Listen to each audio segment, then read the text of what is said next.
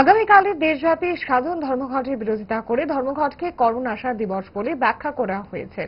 এর প্রতিক্রিয়া জানিয়েছেন বাম শ্রমিক সংগঠনের প্রবীণ নেতৃত্ব মানিক দে। শাসকের বক্তব্যকে খণ্ডন করে কি বলেছেন প্রতিক্রিয়ায় শোনাবো। আগামীকাল দেশব্যাপী ধর্মঘট, ইতিমধ্যে সারা দেশে এটা প্রচার পর্ব প্রায় শেষ পর্যায়ে। আমাদের রাজ্য বিভিন্ন বাধা অতিক্রম করে প্রচার পর্ব চলছে। এই অবস্থার মধ্যে আমরা লক্ষ্য করছি শাসক দলের পক্ষ থেকে মানুষকে বিভ্রান্ত করার জন্য কিছু বক্তব্য উপস্থাপিত করা হচ্ছে। যেমন আজকে দেখলাম শাসক দলের পক্ষ থেকে একটা প্রেস মিট করে বলেছেন এটা নাকি কর্মনাশা দিন, শ্রমিক দরদি একটা নমুনা দেখাচ্ছে।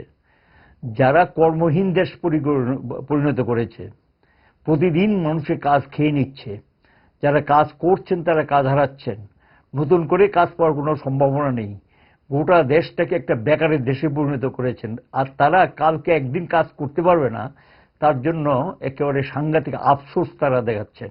এগুলি মানুষকে বিভ্রান্ত করার জন্য।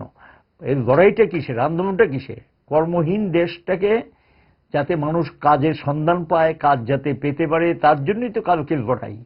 এবং এখানে দেখলাম বলতে গিয়ে বলেছে যে একজন অটো শ্রমিক বা ই রিক্সা শ্রমিক তারা কি করে খাবে। এত যদি দরদ, তাদের উপরে কেন এই দৈনন্দিন পুলিশি নির্যাতন, তাদের উপরে ট্যাক্সের বোঝা, এবং গ্যাসের দাম দারুণভাবে বাড়িয়ে দিয়েছেন, এবং সিএনজির দাম বাড়িয়ে দিয়েছেন, এবং পেট্রোলের দাম বাড়াচ্ছেন, ডিজেলের দাম বাড়াচ্ছেন, ইন্স্যুরেন্সের প্রিমিয়ামটাকে প্রায় 200 গুণ বাড়িয়ে দিয়েছেন। এ নিয়ে শ্রমিক দরদের নমুনা, এটার বিরুদ্ধেই তো লড়াই।